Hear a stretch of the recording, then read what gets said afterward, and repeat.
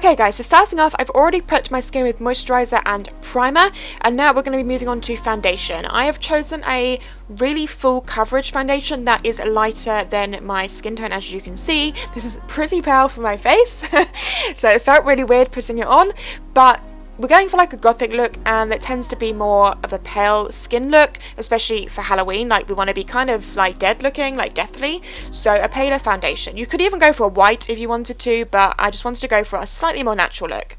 And then I'm applying a concealer to really brighten and highlight the face, so applying that to my under eye areas, my forehead and my chin, and then just blending out with a damp beauty sponge.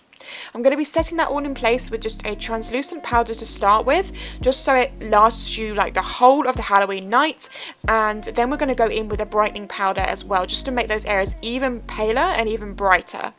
So I'm going to be that's what I'm doing here, just applying to the sides of my nose and round to my cheekbones. I'm applying quite a lot of this sort of banana shade powder, and also on my chin and forehead, but I'm going to just leave it there, as you can see, just to sort of stay there while we do the contour. So I am going to be contouring a fair bit with this. I'm taking first of all a really cool shade, like almost like a grey toned brown, to really sculpt out your face. You can see here like the difference it's making already, so you just want to really blend this in and buff this into your natural cheekbone area. If you don't know where that is, just suck your cheeks in a bit and you can find them, but you can see the difference from this side with no contour compared to this side. Like, it's just much more sort of chiseled, and it's going to just look a little bit more scary and a bit more deathly looking. So you just want to work that cool tone into these areas until you're happy with it. And I also do contour my nose, which you totally don't need to do for this look at all. I just thought it kind of went with it. I don't know why, because I don't often contour my nose. I just felt like with this look, because my cheekbones were so contoured, it just felt wrong to leave out my nose. And also it helps hollow out the eye area. So I take the contour, it's the same shade, just like a cool toned brown, down the sides of my nose to make it thinner, but I also bring it into the eye sockets to kind of join it to your eyebrows, which just helps you get that more hollow look to your face. Obviously, you don't want to leave the lines like this, you do want to blend them out, otherwise this would look a bit weird. So I just apply the base lines first of where I want it, and then I just go back in and soften the lines up and apply a tiny bit more brightening powder to the sides, just so it all blends in and makes the nose look a bit narrower. Also taking that brightening shade down the centre of my nose just to finish off the nose contour, and then applying some highlights. I went for a pretty light coloured with a slight pinkish tone to it, because I wanted my skin to look almost like luminescent. No, like see-through, you know, like a bit like transparency. So I went with a super light highlighter just to stick with that highlighted theme on the cheekbones to really make us look pale as possible that I could get. Moving on to eyebrows, I'm just filling these in pretty much like how I normally would, maybe a tiny bit thicker, but not really. If you want to go for a super thick dark brow, you totally could, but as I said, I want this look to be quite wearable for you guys to wear out on Halloween and not feel like you're really over the top. Like if you were going to like a cool party or something and you want to get dressed up, but you still want to look kind of cool and kind of hot, you know? So just filling in the eyebrows. Now we're moving on to the eyes. I'm taking an orange eyeshadow and I'm going in with a fluffy brush and I'm buffing this all around your eye. This is going to look super weird at first, guys, and you're going to be like, oh my goodness, I don't know if I can do this, but literally just buff it around your whole eye. We're going for a fairly dark eye look, but I really wanted the orange and red tones to poke through the edges, hence why I'm going in very high with this first shade. So buff it all the way around your eye in a really blown out way. So just buff, buff, buff on your lower lash line and also in the crease area. But as you can see, I'm circling it all around the out eye like a C, you know, like a C shaped all the way around the edge, just so it's really, really diffused and really blown out. And you've definitely got that orange shade, like the real pigment of that orange is definitely there. Then I go in with a red. It actually looks quite pink on camera, but it definitely was a red, but a pink would work as well. But I'm going in with a red and I'm taking a smaller crease brush and I'm buffing this into the crease and doing the exact same thing, just not blowing out as far because you still want that orange to show through. So just go in with the red and just buff in the exact same way we just did, the exact same technique. So in the crease and a C area around the eye to the lower lash line, and then go back to your fluffy brush and just buff that all out as well. So you've definitely got a really strong pigmented red tone, but you still see the orange coming through the edges.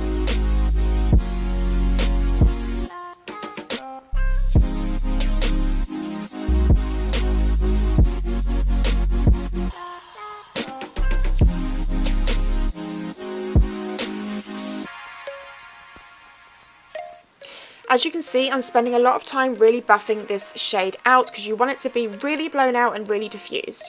I'm then going in with another red shade, but it's much deeper and more of a brown tone on a even smaller crease brush with a slightly more pointed edge to just deepen up this sort of socket area first before we apply some black shadow, which I'm doing here. You just want to use a cotton pad to shield your face so you don't get any black on your face that you've just spent ages doing. Buff out that shadow into the rest of the colours so you have a really deep, almost black like base, and then it fades out into a deep burgundy red, into a red, and then into an orange. So you can kind of see the look that I'm going for.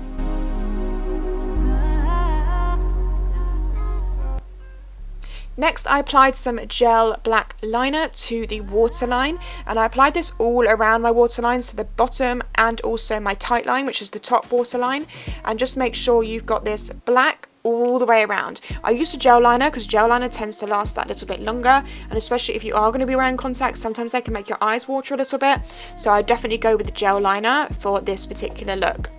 Once you've done that, I am going to be going in back to that kind of reddish shade and a flat to finer brush and just smudging this line out and applying some red so it gives it that red tone, and then just buffing it out as well, just so it all blends together and there's no harsh lines. I have then just applied some lashes. You totally don't have to wear lashes if you don't want to, but I feel like when the look's so dark, lashes really help. So I applied some lashes, and then I am just applying some black lipstick to my lips. I decided to use a lip brush for lipsticks. Black lipstick can be a little bit tricky, so if you want to go in with a brush first, almost line your lips with the lipstick first and then just fill it in with the lipstick, it is much easier and you're less likely to make a mistake and like go over your lip line if you do it this way.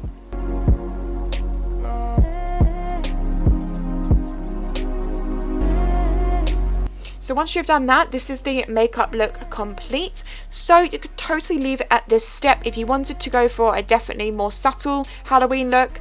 But I decided to apply, these are from Gypsy Shine from PrettyLittleThing, and they are like face jewels.